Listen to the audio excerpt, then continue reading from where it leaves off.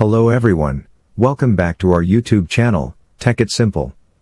Today, I'm going to show you how to create an iCloud mail account. To get started, let's open Settings. Here, it will show you this interface. Scroll down and click on Contacts, or you can click on Mail also.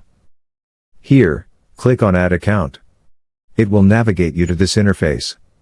So here, you can create an iCloud mail account using Google ID, Yahoo ID, etc. For now, I am selecting Google ID.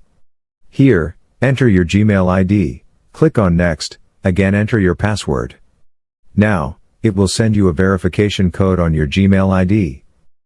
To verify, click on your Gmail ID mail and click on Yes, it's me, and then click on Got it.